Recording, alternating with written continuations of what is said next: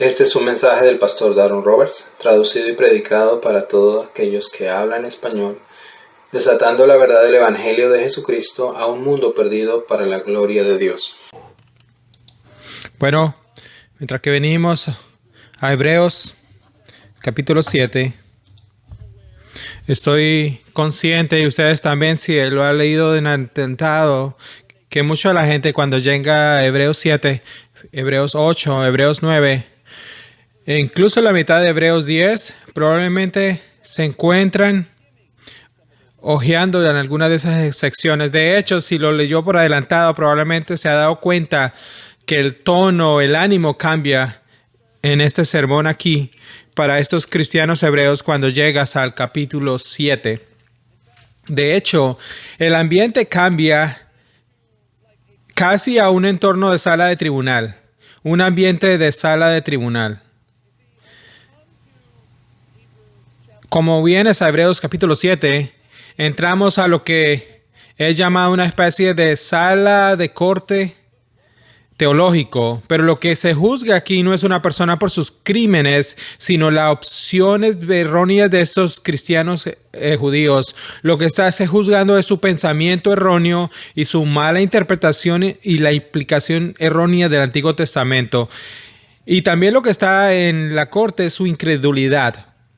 Cuando el tribunal es su incredulidad. Cuando vienes a capítulo 7 de esta carta, estamos entrando en una sección muy judía donde un grupo de cristianos están siendo confrontados por este pasaje, por este pastor, acerca de su pensamiento equivocado. Y por eso dije que probablemente cuando venimos a esta sección se pone un poco densa, leyendo acerca del tabernáculo, del velo, el lugar santísimo, el sacerdocio levítico, citas del Antiguo Testamento apaleadas sobre una con otras, yendo atrás miles de años y ligadas al sistema sacerdotal levítico y su relación con Melquisedec. Y Melquisedec y su relación con Cristo. De hecho, viniendo a Hebreos capítulo 7, 8, 9 y parte del 10, nos va a exigir pensar un poco diferente. Lo que quiero decir es eso. Hay pasajes de la Escritura que son increíblemente devocionales, simplemente presentan estas grandes verdades y tocan tu corazón y estás listo para adorar. Hay porciones de la Escritura que son doxológicas, que solo te llaman adoración. Hay partes de la Escritura que son exhortaciones y otras que parecieran más académicas. Y esta se siente como una escena de tribunal donde se presenta un argumento, donde el predicador va a reunir un montón de evidencias y traer pruebas y testigos de las Escrituras para defender su punto. Algo aquí cambia para estos creyentes en el capítulo 7. Permíteme recordarles y llevarlos de vuelta al libro de Hebreos. Una de las cosas importantes de la posición bíblica es que cuando llegamos a la Escritura necesitamos volver al contexto en que fue escrito para que podamos apreciarlo. Apreciar los argumentos, de dónde vienen, y particularmente cuando tienes una congregación judía que está recibiendo algo realmente muy importante de un contexto para una mente brillante judía que es el predicador y el escritor de este sermón. Así que vamos a regresar un momento. Déjenme recordarles. Esta carta a los hebreos primero fue un sermón que fue escrito a esta congregación que estaba sufriendo. Estaban sufriendo porque era costoso seguir a Cristo. Ahora imagínense, solo para poner el contexto, imagínense que si viviéramos en un día que se hubiera llegado a la iglesia hoy, habría habido gente haciendo piquetes a fuerza y muchos de aquellos le tiran ladrillo por las ventanas. Uno de ustedes perdieron su trabajo y tenemos algunos amigos en prisión que estaban orando porque amaban a Cristo y vivían para Él. Imagínense cómo sería un domingo así. Bueno, esa era su realidad. Habían empezado a seguir a Cristo y le iba muy bien. Y luego vino la hostilidad y la persecución. Y algunos fueron encarcelados y otros fueron apartados de sus familias. Sus casas fueron saqueadas. Así que era sobrio en ese escenario. Y lamentablemente, en lugar de decir, ¿sabes qué? Voy a seguir a Cristo sin importar el costo, Satanás se apoderó en esta congregación e instaló una torpeza en sus mentes y una confusión en sus pensamientos, un engaño. Se sintieron hechizados y de alguna manera se arraigó en esta congregación que lo mejor para aliviar la presión era volver al judaísmo. Lo que sabemos de la historia es que si bien romanos y los judíos no se llevaban muy bien, se llevaban mejor que los romanos y los cristianos. Así que volver al judaísmo parecía menos costoso, pero volver al judaísmo significaba volver al sacerdocio levítico, significaba volver al antiguo pacto, significaba volver al sistema sacrificial y en última instancia iba a significar abandonar el sumo sacerdote que era Cristo. Así que este predicador está agobiado y preocupado de que su inmigración de regreso al judaísmo resulte en una apostasía. Y él está preocupado y está agobiado por ello y hasta el capítulo 6 les ha estado suplicando, apelando a ellos, causándoles, exhortándoles, llamándolos a no endurecer sus corazones. Y si recuerdan, al final del capítulo 6, si quieren si quieren poner sus ojos allí, al final del capítulo 6, donde terminamos hace un par de semanas, su principal preocupación era restaurarlos a la seguridad de su salvación y darles una perseverancia, una mente que perseverara para seguir a Cristo sin importar el costo. Véalo en el versículo 19 del capítulo 6. Esta esperanza que tenemos como ancla del alma, una esperanza segura y firme y que entra hasta dentro del trono del velo, está diciéndoles, Cristo es el precursor, Cristo es nuestra esperanza, nuestra ancla. Fijen sus ojos a él, no regresen al sistema anterior. Y véalo en el verso 20, donde Jesús ha entrado como precursor por nosotros, habiendo convertido en sumo sacerdote según el orden de Melquisedec. Termina el capítulo 6 atrayéndolos a esta idea de que tienen un sumo sacerdote misericordioso y compasivo que sigue el patrón de este justo rey llamado Melquisedec y deberían esperar en él. Ahora, mire el capítulo 7, verso 1. Ve esa palabra allí. ¿Por qué? Porque este Melquisedec, ¿ven ese? Capítulo 7, verso 1, comienza con un argumento sostenido que va a 87 versos. Voy a predicar todos esos 87 versos, así que vamos a llegar directo al servicio nocturno de la noche. No, estoy bromeando. Sin embargo, piense en lo denso que es este argumento. Desde capítulo 7, versículo 1, todo el camino hasta, si quiere, pasen las páginas hasta capítulo 8, capítulo 9 y capítulo 10. Y luego va hasta el capítulo 10, verso 19. Y observen que dice, por lo tanto. Capítulo 10, verso 19. Por lo tanto, hermanos, teniendo confianza para entrar en el lugar santísimo, el mismo lenguaje que nos dejó leyendo el lugar santísimo santo, el lugar santísimo bajo la sangre por la sangre de Cristo, para vivir en una manera que fue inaugurado para nosotros a través del velo, es decir, su carne, y hay que tenemos, miren esto, un gran sumo sacerdote sobre la casa de Dios. Véalo en el 22. Acerquémonos ahora con un corazón sincero y plena seguridad de nuestra fe. Escuchen, amados, el capítulo 7, verso 1 hasta el capítulo 10, versículo 19, es un gran argumento.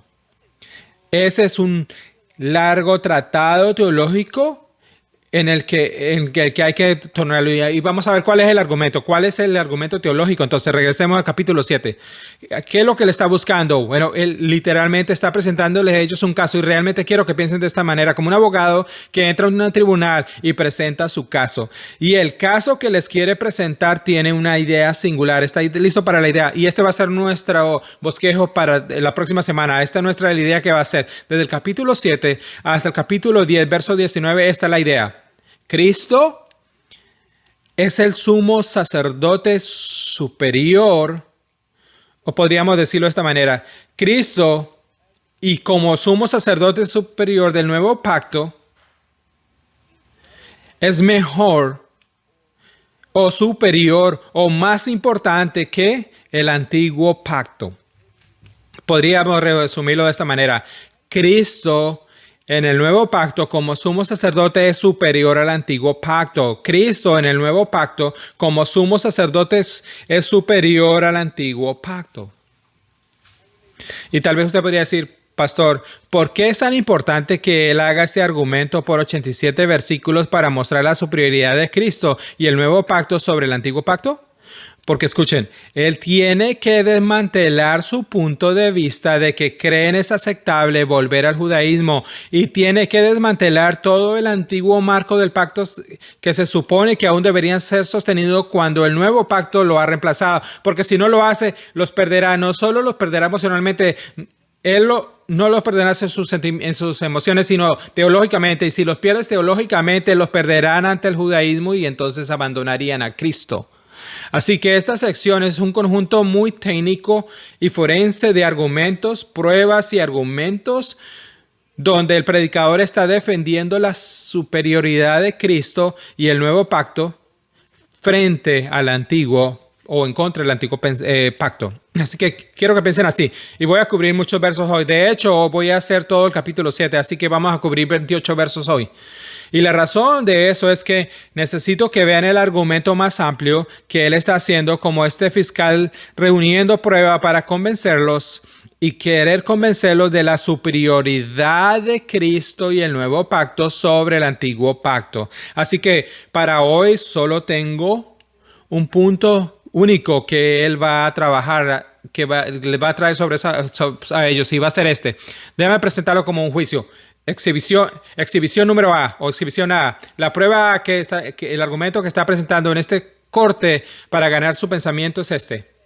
La prueba A que quiere considerar es que es el sacerdocio de Cristo según es el modelo de Melquisedec. El sacerdocio de Cristo según el modelo de Melquisedec. Y ustedes tienen que trabajar hoy con esto. Tienen que esforzarse para escuchar porque muchos de estos argumentos no son familiares para tu mente gentil de inmediato. Así que tenemos que pensar juntos. Así que el caso que él está exponiendo es el sacerdocio de Cristo es superior en el nuevo pacto al antiguo y la prueba A de las evidencias es el sacerdocio de Cristo según el patrón o el modelo de Melquisedec. Esa es la evidencia que vamos a considerar el día de hoy y será un buen viaje para nosotros. Así que veámoslo juntos. La prueba A en su argumento. El sacerdocio de Cristo según el patrón o modelo de Melquisedec. Míralo, capítulo 7, verso 1. Empieza con esta deliberación de argumentos, estos argumentos que está presentando. Nótelo, verso 1. Por esto, Melquisedec, rey de Salem, sacerdote del Dios Altísimo, que salió en encuentro de Abraham cuando éste regresaba de la matanza de los reyes y lo bendijo. Vamos a detenernos allí entonces. Necesitamos tomar un momento para pensar como los judíos por un momento. Somos gentiles aquí. No sé si hay algún judío étnico aquí. Entre mi conocimiento no tenemos ningún judío étnico, así que todos somos gentiles. Así que entonces el judaísmo no está en nuestra historia. No practicamos judaísmo. Ni siquiera sabemos si tenemos judíos mesiánicos en tu pasado que practicaban estas cosas. Así que la pregunta que debemos hacernos, si voy a desmantelar el antiguo sistema del pacto en términos de su necesidad hoy y quiero mostrar el valor del nuevo pacto y el sacerdocio de Cristo, ¿por qué empezar con el sacerdocio? Nótelo. Capítulo 6, verso 20, él está diciendo que tenemos un sumo sacerdote que es Cristo y él está en el orden, o mejor decir, en el patrón de Melquisedec, y luego comienza a hablar sobre Melquisedec, que es un sumo sacerdote representativo. ¿Por qué empezar con el sumo sacerdote? ¿Por qué empezar con el sumo sacerdote? Bueno, esto es lo que tienen que entender. El sumo sacerdote está en el centro de la adoración en el judaísmo. El sumo sacerdote y su rol como mediador entre Dios y el hombre es el centro de todo lo que ellos habrían suscrito. Si este predicador puede demostrarles que tienen una comprensión distorsionada de cómo están pensando acerca del sumo sacerdote según el linaje de Aarón, y pueden entender a Cristo y su relación con Melquisedec, puede desmantelar y arponear realmente cualquier idea de que no es una buena idea de regresar al judaísmo, sino que están regresando a un falso sistema, una falsa creencia, porque el sumo sacerdote está en el centro de todas las cosas de adoración en el antiguo pacto. De hecho, la mayoría de los eruditos dirían que para refutar el sumo sacerdocio, como ellos lo entendían según el antiguo pacto, y ver a Cristo como un reemplazo del sacerdocio del antiguo pacto, podrían recuperar las mentes de estos cristianos inmediatamente. Así que tiene que empezar allí. Ahora, con eso en mente, noten que comienza a hablar de Jesucristo. Versículo 20, habiendo convertido el sumo sacerdote recuerdo al orden de Melquisedec, y luego comienza a hablar de Melquisedec. Véalo en capítulo 7, verso 1. Este Melquisedec, rey de Salem, sacerdote del Dios Altísimo, que salió al encuentro de Abraham cuando éste regresaba de la matanza de los reyes y lo bendijo. ¿De qué está hablando allí? Regresando de la matanza de los reyes. Quizás sus hijos les va a gustar esto. Si usted capta ese lenguaje, la matanza de los reyes. Bueno, te voy a decir lo que está pasando allí. Está hablando de Génesis 14. Ahora, en un momento va a relacionar el Salmo 110, que es una profecía sobre Melquisedec y su relación con Cristo, pero él empieza con un evento histórico real alrededor de este hombre llamado Melquisedec, quien fue un rey justo, y lo rodea alrededor de este evento de Génesis 14, hablando de Abraham mientras regresaba de la masacre de los reyes, y Melquisedec dice que lo bendijo durante la matanza de los reyes. Y luego mire verso 2, y esta bendición de Abraham, note, dice una décima parte de todo su botín, lo que primero de todo, por la traducción de su nombre, rey de justicia, y luego el rey de Salem, que es el rey de paz. Y luego, note que está hablando del diezmo y la ofrenda. Salte el verso 3 y regresemos a él. Habla de Abraham honrando a este rey justo, Melquisedec. Mire el verso 4. Ahora, observen cuán grande este hombre fue, es que aquí en Abraham el patriarca dio la décima parte de sus mejores de sus cosas. Y aquellos, de hecho, de los hijos de Leví que recibieron el oficio sacerdotal, tenían un mandamiento en la ley de cobrar un décimo de la gente, es decir, de sus hermanos, aunque todos estos son descendientes de Abraham. ¿Qué está pasando allí? Bueno, déjame decirle una historia y va a hacer sentido. Bueno, Génesis 14... Si lo has leído recientemente, vuelves a leerlo, pues léelo más tarde. Tienes esta batalla entre 5 reyes y sus ejércitos y otros 5 reyes. ¿Algunos de ustedes, de los niños, les gusta alguna de estas películas que toman estas batallas y estos ejércitos y estos reyes? No tienen nada de Génesis 14.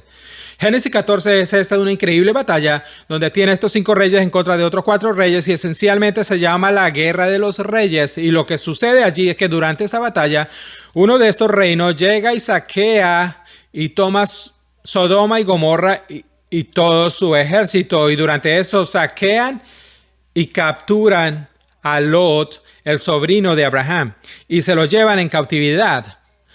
Ahora probablemente piensas en Abraham y piensas en el precursor de nuestra fe, el padre de muchas naciones, un pastor de ovejas, jornalero, nómada, pero probablemente no piensas en Abraham como un general guerrero que lidera un ejército para enfrentarse a estos otros reyes guerreros, destruirlos, aplastarlos, saquearlos y recuperar a su sobrino. Pero eso es lo que pasa en Génesis 14. Abraham lleva consigo a 386 hombres que son sus sirvientes y van a la guerra contra estos reinos y los aplastan y recuperan a Lot y recuperan todos sus botines y sus bienes.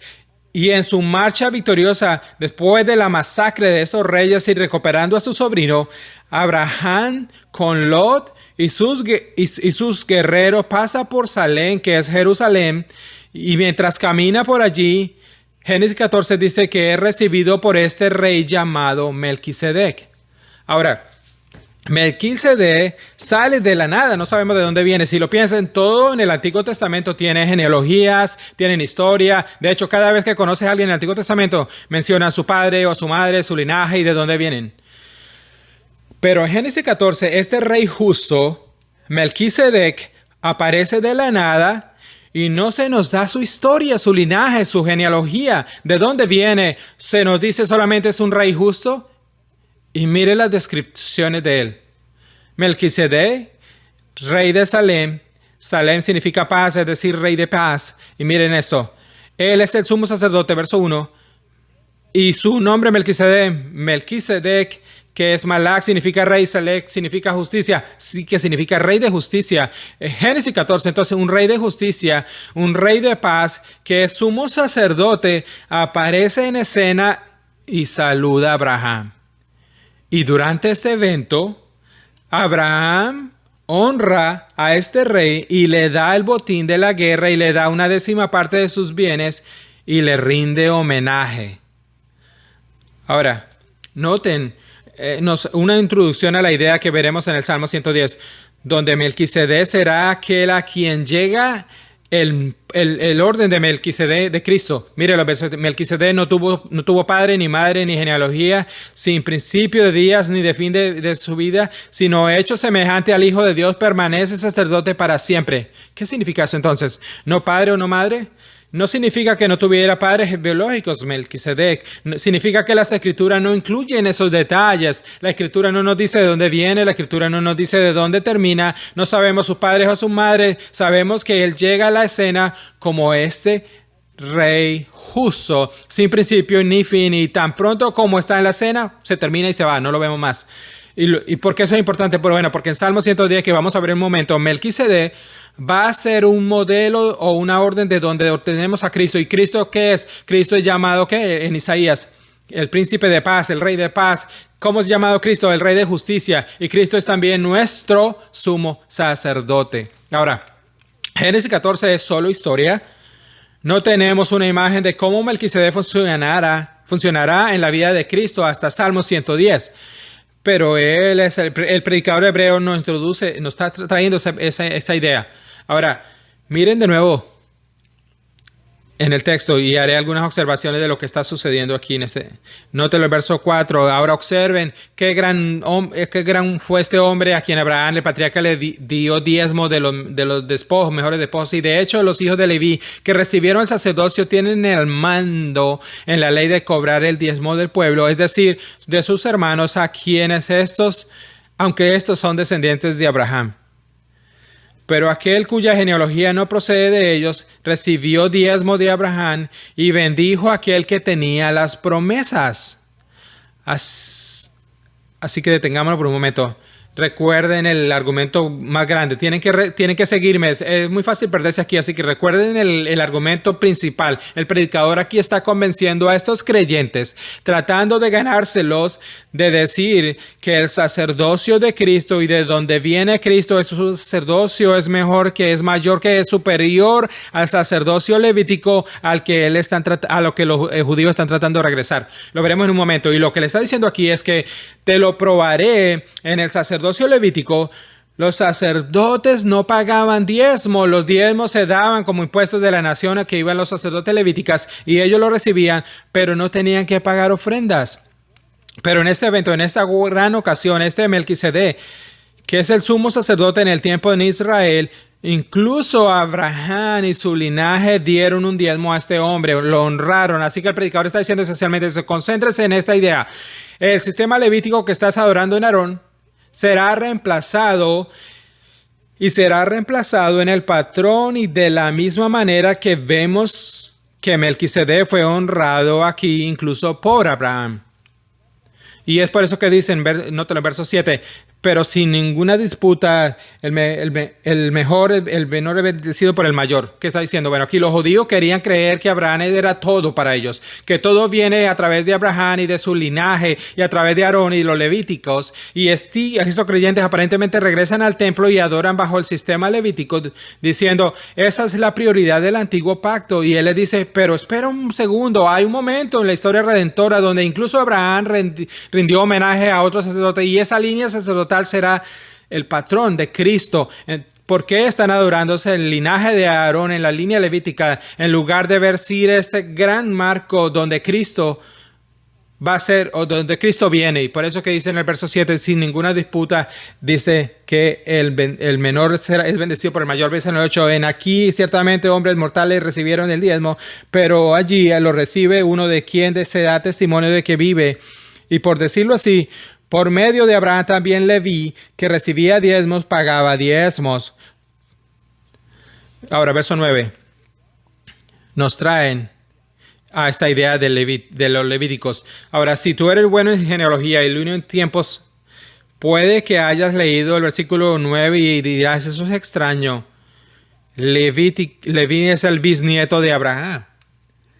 Levi viene Abraham, Isaac, Jacob y luego Levi.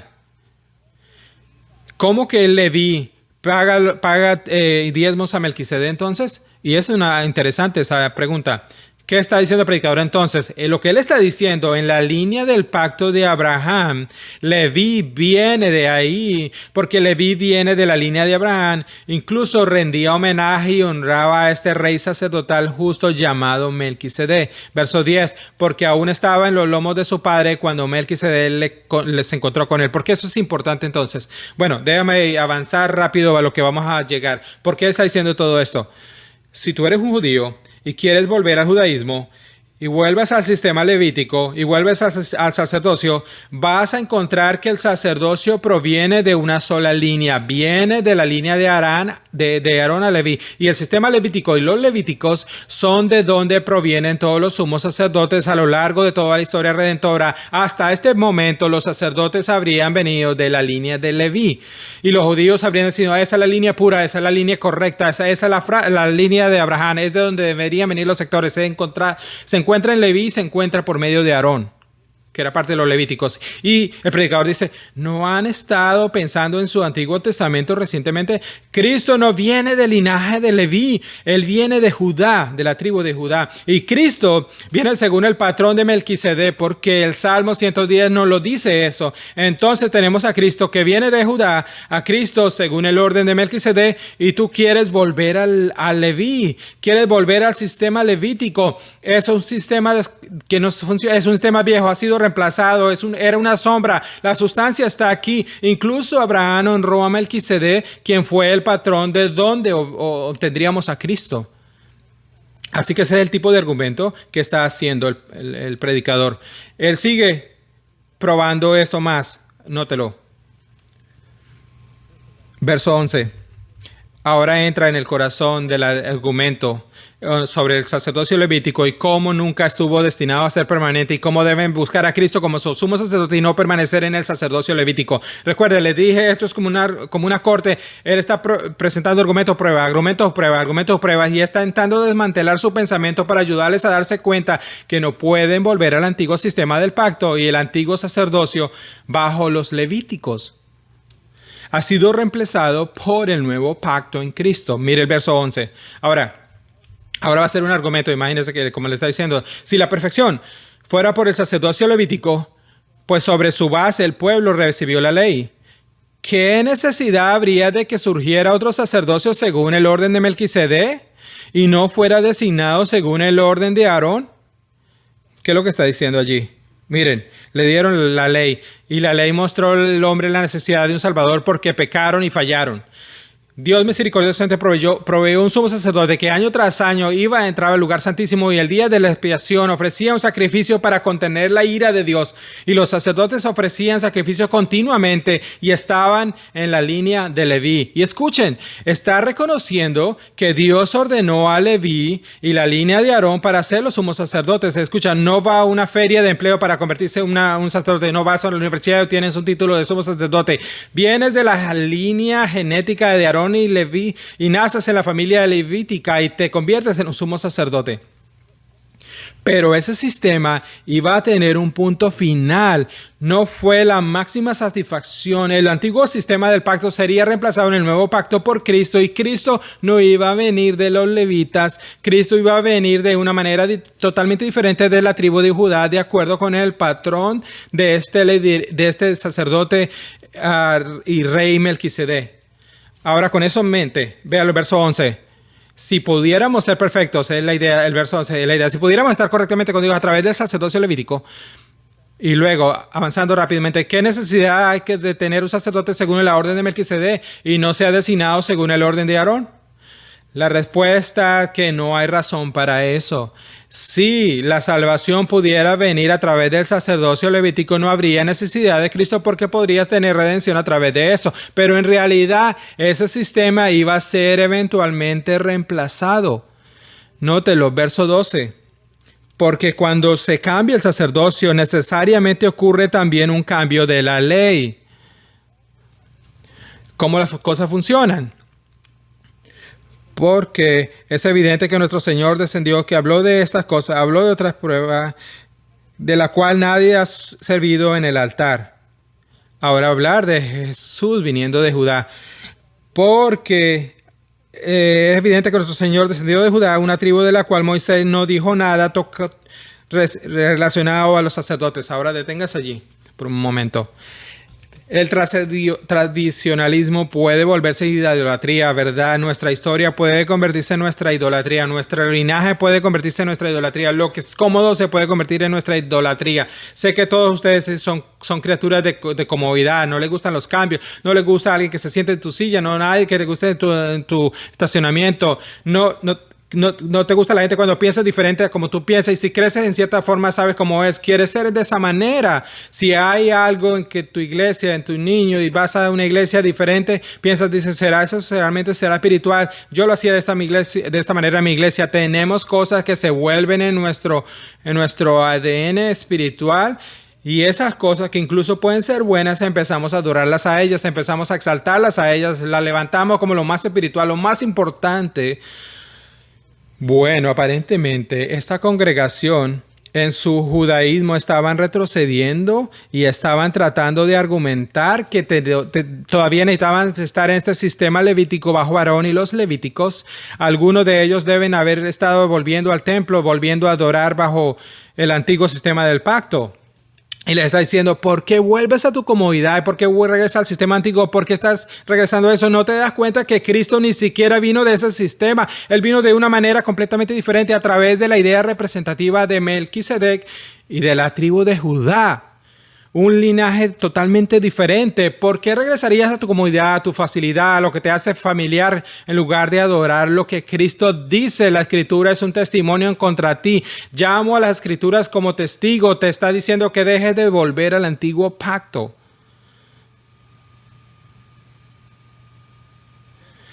Noten. Verso 15. Y esto es más evidente. Si semejanza de Melquisedec se levanta otro sacerdote que ha llegado a hacerlo, no sobre la base de una ley de requisitos físicos, sino según el poder de una vida indestructible. ¿Qué significa eso entonces?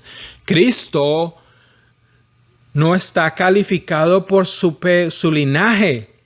Cristo no está calificado solo porque viene del sistema judío. Cristo está calificado, mírelo, porque su vida es indestructible. Él está calificado porque Él es quien puede proporcionar un sumo sacerdocio eterno para siempre, para salvarnos. Así que ahora, Él está esperando el predicador para llegar a Salmo 110. Ahora véalo en verso 17. Porque de Cristo se da testimonio, tú eres sacerdote para siempre según el orden de Melquisedec.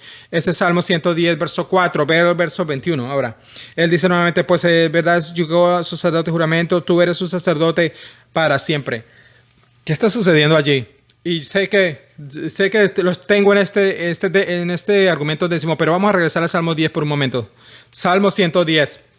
Creo que les va a dar una teología bíblica que va a limpiar todo esto. Si te has perdido en alguno de los argumentos de ese punto, espero que nos aclare las cosas. Vamos a regresar, Salmo 110. Él está argumentando que Cristo y su sacerdocio es superior en el nuevo pacto al viejo pacto, y está hablando de la historia de Melquisedec, pero ahora nos dará el referente real del que está, donde está el argumento. Y es así como quiero pensar. Génesis 14 es historia, Salmo 110 es profecía, y Hebreos de 5 al 7, donde habla de Melquisedec, nos da una aplicación teológica. Historia, profecía y teología. Ahora, ¿qué está sucediendo en Salmo 110? Porque si obtenemos el Salmo 110, si entendemos Salmo 110, todo va a hacer sentido para el argumento que él está presentándonos. Así que Salmo 110, que habíamos leído en la lectura de la Escritura, véalo en el verso 1. Salmo 110 nos introduce en una discusión dentro de la Trinidad. El Señor le dice a mi Señor, estamos viendo la Trinidad hablando, siéntate en mi derecha hasta que ponga a tus enemigos por estrado de tus pies. Salmo 110 es un salmo mesiánico que es el salmo más citado en el Nuevo Testamento, que habla sobre la venida del Mesías, su reinado, sus victorias, su reinado. De hecho, note lo que dice, lo que va a hacer. Véalo en el verso 5. El Señor está a tu mano derecha. Él les destrozará a reyes el día de su ira. Él juzgará entre las naciones. Los llenará de cadáveres. Él destrozará a los jefes sobre un amplio país. Beberá del arroyo junto al camino. Por lo tanto, Él levantará sobre su cabeza. Miren el verso 2. Al final, gobierna en medio de tus enemigos. ¿Qué está pasando aquí? Salmo 110 es una introducción para que pienses acerca de Génesis 3:15. Ahora vamos a hacer una teología bíblica. Génesis 3:15, ¿qué dice? ¿A quién es prometido? Jesús, la semilla. El Mesías prometido vendrá. En Génesis 3:15 se nos dice que un día Dios levantará un Mesías prometido, una simiente prometida que gobernará, reinará y conquistará la muerte, el mal y será victorioso y gobernará las naciones y será nuestro Mesías venidero. Bueno, el Salmo 110 dice que ese Mesías venidero, la simiente prometida, Él vendrá y Él gobernará y Él reinará y déjenme decirlo como Él logrará esa victoria. Verso 4, a lo que se hace referencia en Hebreos de 5 al 7. Miren el verso 4, ¿cómo lo va a hacer? El Señor ha jurado y no cambiará de su mente. Hay un juramento, Dios hace una promesa que nunca cambia. Hablando de Cristo, tú, Cristo, eres sacerdote para siempre según el orden, o podría decirlo de acuerdo al patrón o el modelo de Melquisedec. Melquisedec no es del linaje de los levíticos. Melquisedec es un patrón representativo de lo que Cristo llegaría a ser. Ahora no sabemos eso en Génesis 14, pero sabemos por Salmo 110 que Cristo sería como Melquisedec. ¿En qué manera? Él iba a ser un rey y un sacerdote, un rey de justicia y un sacerdote de sacerdotes. Y la forma que va a ser victorioso es que será nuestro sumo sacerdote y no darán ofrenda de otros toro y cabra, sino de sí mismos en la ofrenda. Así que en ese patrón fuera de la línea levítica, en el patrón de Melquisedec, Cristo es prometido. Ahora vamos a regresar a Hebreos 7. Vamos a pensar esto. Génesis 14 nos da la historia, Salmo 110 nos da la profecía y aquí en Hebreos está tomando toda esa teología y está diciendo a estos creyentes, aquí está, mire, ¿listo? ¿Qué estás haciendo? Regresando al sistema levítico. ¿En qué estás pensando para regresar al sacerdocio del Antiguo Testamento? ¿Por qué regresarías a la sinagoga? ¿Por qué regresarías al linaje de Aarón? ¿No recuerdas Salmo 110? ¿No te recuerdas lo que Dios dijo? Cristo vendrá en el nuevo pacto como nuestro sumo sacerdote según el modelo de Melquisedec como rey sacerdote. Y no solo se añadirá al antiguo sistema del pacto, sino que el nuevo pacto va a reemplazar el antiguo pacto. Y él está diciendo, ¿qué tan tonto puede ser? ¿Has leído tu Antiguo Testamento? ¿Has leído Salmo 110? ¿Estás tan engañado en tu pensamiento que no consulta las Escrituras? ¿No estás pensando en la promesa de Génesis 3, la profecía del Salmo 110 y que Cristo iba a venir? ¿Por qué estás haciendo eso? ¿Por qué no estás pensando bíblicamente? Escuchen, amados, esto es lo que nos pasa a nosotros con nuestros pecados. Nos engañamos y no pensamos bíblicamente, no consultamos las Escrituras. Si estos creyentes volvieran al Salmo 110 y vieran el cumplimiento en Cristo como sumo sacerdote, no se desviarían, pero como ellos se volvieron mentirosos, asustados emocionalmente, ya no estaban consultando la Biblia ni más, estaban actuando como animales irracionales por sus instintos y sus miedos, así que está tratando de decirles, ¿por qué estás haciendo eso? Vuelve a una comprensión bíblica del sacerdocio. Ahora regresemos al texto. Esto debería ayudarnos a entender el resto y desarrollarlo bien. Verso 18.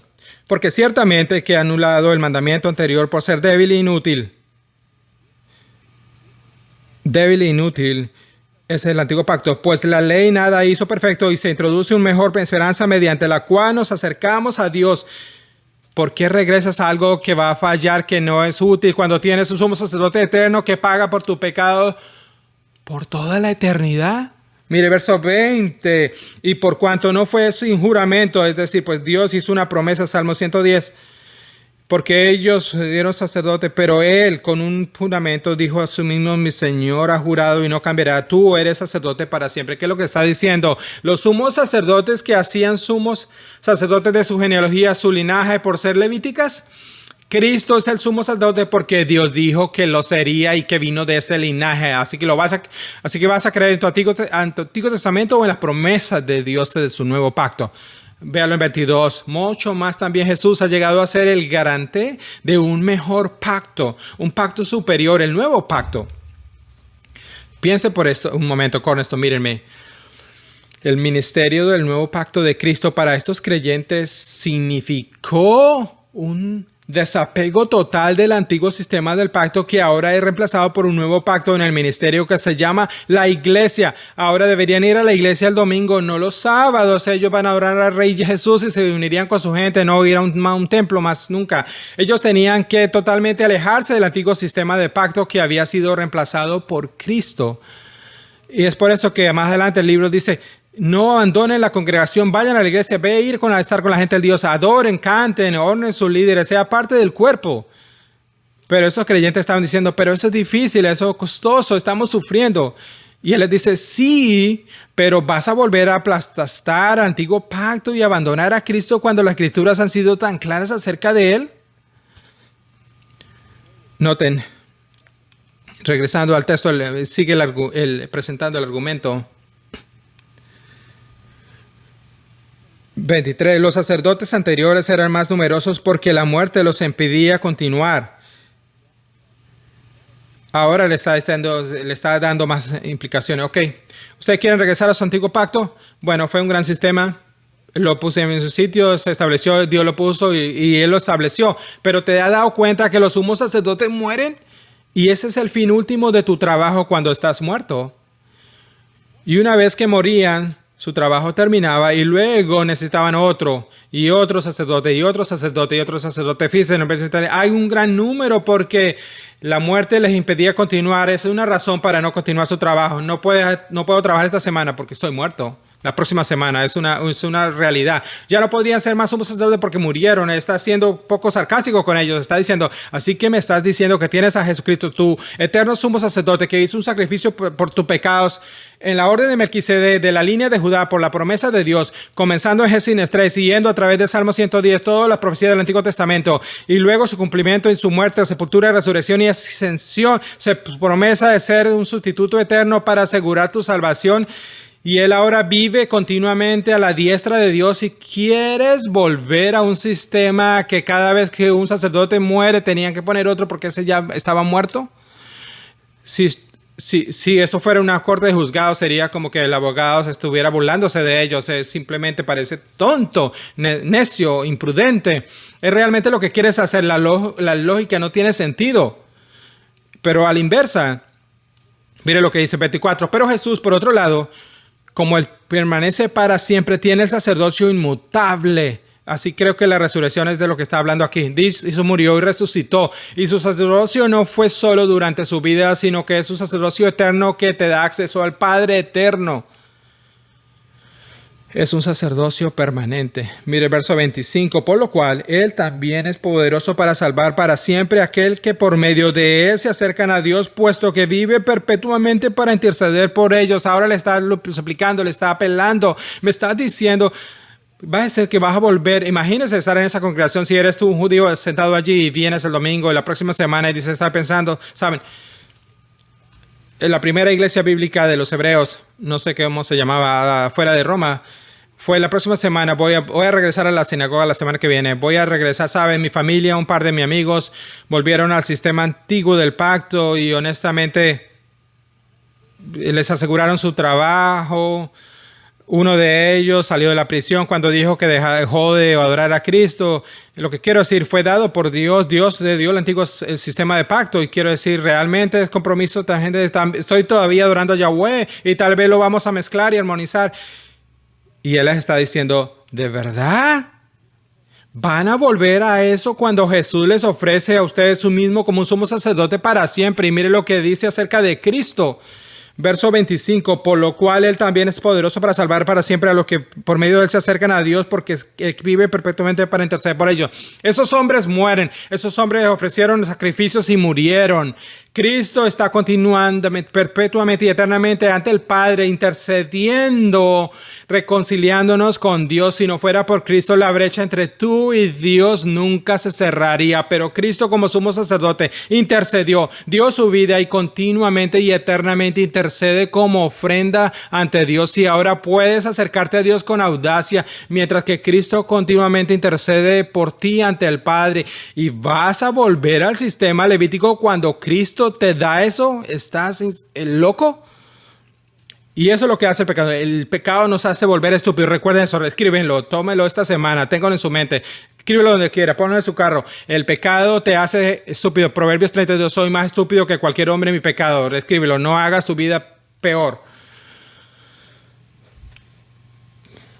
Y no hagas, es un lema de tu vida, pero es verdad. El pecado te hace estúpido, te hace ser irracional, nubla tus ojos, sombrea tus ojos, tus sentidos espirituales, la naturaleza ridícula que está tratando que ellos que vean. Vas a volver al sistema levítico bajo Aarón cuando tienes a Cristo según el patrón, el orden de Melquisedec de la línea de Judá, que está de pie ante al Padre eternamente en tu nombre.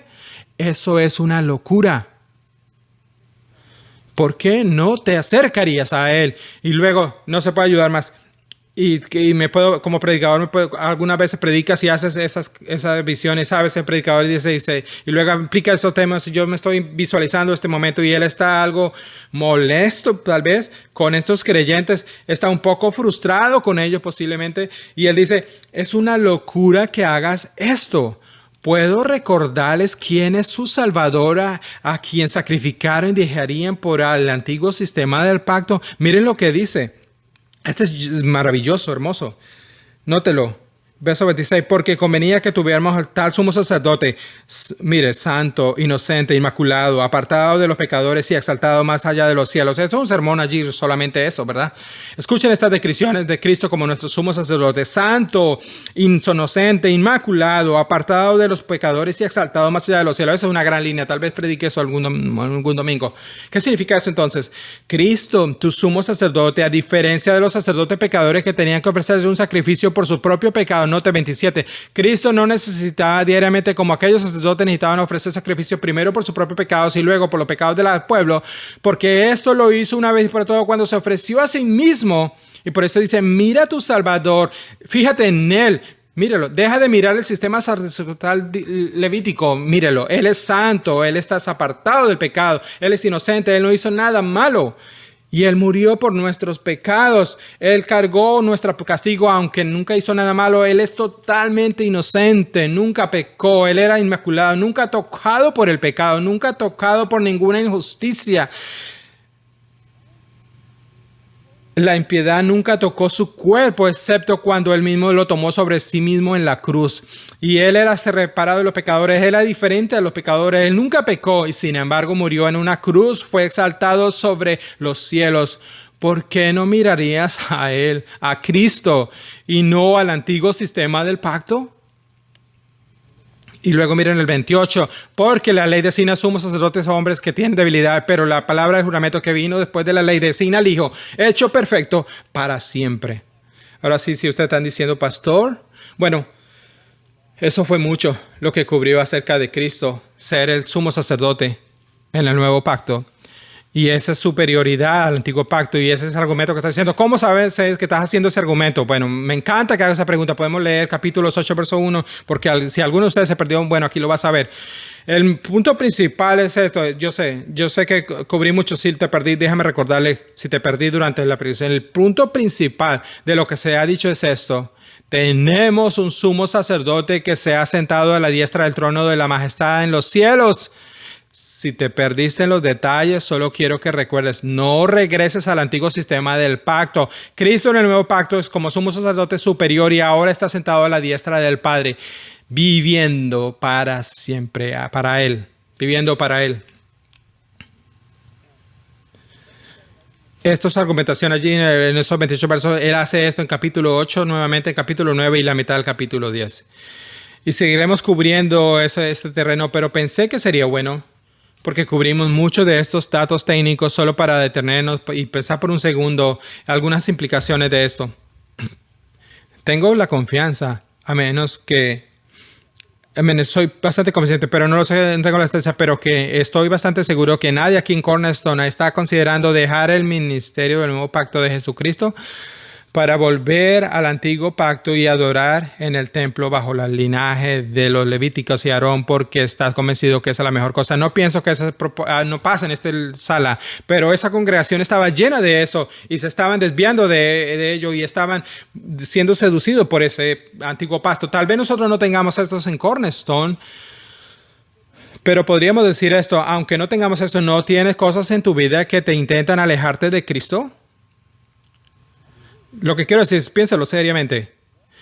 ¿Qué en tu vida tiene el potencial de alejarte, de acercarte a Cristo? No hay una aplicación exacta en este pasaje, pero se nos dice en el 25 del capítulo 7, véalo. Dice acercarnos a Él, por favor, acérquense a Él. Él puede salvar a aquellos que se acercan a Dios. No es un lenguaje interesante. El sacerdocio en el Antiguo Testamento tenía que poner un hombre entre Dios y al hombre, un sumo sacerdote. Y era un trabajo aterrador ser el sumo sacerdote, pero había una brecha entre Dios y el hombre en el sacerdocio. Pero cuando Cristo vino y aseguró nuestra salvación eterna, cerró la brecha y ahora todos los hombres a través de Jesucristo tienen acceso con confianza para acercarse a Dios. Estos creyentes se estaban alejando de Dios y no acercándose a Él por el judaísmo. No creo que tu lucha sea con el judaísmo, pero puede haber cosas preciosas en tu vida que te distraigan de acercarte a Dios, que te alejen de acercarte a Dios. No sé qué es, pero sé esto, que todos podemos tenerlos. Podrían ser posesiones, logros, pasatiempos, influencias, temor al hombre. Podrían ser relaciones preciosas, podrían ser alguna forma que te coste seguir a Cristo y te estás alejando de tus convicciones en lugar de acercarte a Él. Yo no sé qué es, pero sí sé esto. Todo lo que amenace tu acercamiento a Dios corre el peligro de engañarte y alejarte de una relación íntima con Cristo.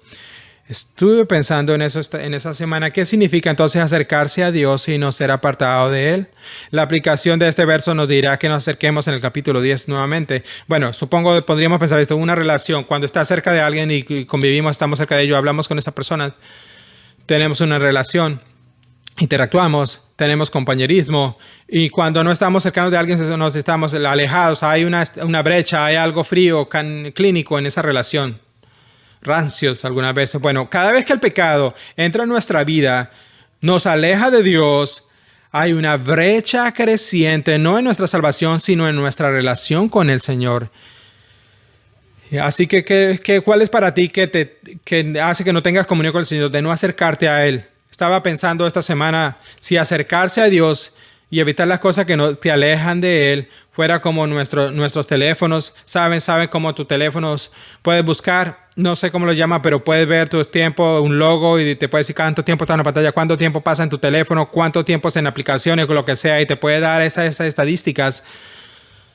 Bueno, me pregunto, si tuvieras un informe de comunión espiritual acerca de acercarte a Dios, ¿cómo se leería esa estadística? ¿Cuánto tiempo te acercas a Él compartiendo y pasando tiempo con Él, orando, leyendo, estudiando, pensando acerca de Él? Me pregunto, ¿qué tan revelador sería sobre las distracciones que estamos? Tal vez no podríamos regresar a judaísmo, pero nosotros somos distraídos totalmente. Quizás no estemos yéndonos al antiguo pacto, pero hay muchas cosas que nos apartan de vivir para el Señor. Me pregunto si el Señor te diera los números de cuánto tiempo pasas en otras cosas en la semana y pasas el tiempo de comunión con Él, ¿cuál sería tu informe espiritual? Me pregunto, ¿cuál sería el mío? ¿Qué me lo impide? ¿Fue para estos judíos? Fue el antiguo pacto. ¿Qué es para ti entonces? Tu tiempo, tu pensamiento, tus afectos. ¿Qué te impide acercarte a Él, queridos? Estaba pensando esa cita de John Piper, pensando en nuestros teléfonos. Él dijo, uno de los grandes usos de Twitter y Facebook será probar el último día que la falta de oración no fue por falta de tiempo.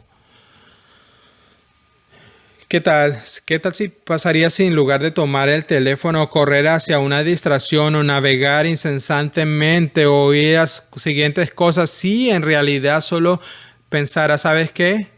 No quiero distraerme, solo pienso acercarme a Dios y tener comunión. Voy a orar. Me pregunto cuántas más cosas descargaría nuestro corazón a través de su palabra y oración si solo tenemos comunión con Él, pasarnos en sus pies, pasar tiempo con Él, acercarnos a... Tal vez no sería judaísmo y tal vez no sea el antiguo pacto, pero tenemos muchas cosas que nos apartan de Él, ¿no es verdad? Entonces, ¿cuál es tu reporte de comunión? ¿Cuánto tiempo pasaste la última semana acercándote a Dios? ¿Cuántas cosas te apartaron, te distrajeron de estar con Dios? Sé que no ibas al templo, pero ¿cuántas otras cosas podrían alejarte de la adoración cercana con Dios? Solo déjame animarte hoy. Como este predicador anima a esos fieles, acércate.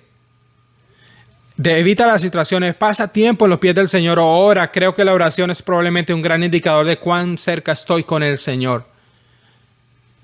¿Cuánto tiempo te estás acercando a Él? No es judaísmo, no es los levitas, es el sistema antiguo del pacto, pero hay algo en tu vida. ¿Por qué? Porque todos nuestros corazones son propensos a eso, así que seamos exhortados a acercarnos y ser cuidadosos en los días venideros. Vamos a orar ahora. Señor, gracias por este tiempo. Gracias por este pasaje tan importante que nos lleva de regreso a un escenario muy diferente, con una congregación muy diferente a la nuestra, pero con la misma lucha en los corazones para desviarse, para ser distraído, para adorar a otras cosas, para no acercarse, para volvernos estúpidos a causa del pecado, para alejarnos en nuestras debilidades. Y tú quieres que volvamos a ti, que nos acerquemos a ti, que tengamos comunión contigo. Así que podemos tomar esa sutil exhortación de que si viene el judaísmo nuestra tentación, o cualquiera que sea nuestra tentación, que evitemos las cosas que nos alejan de la adoración así. En tu nombre, amén.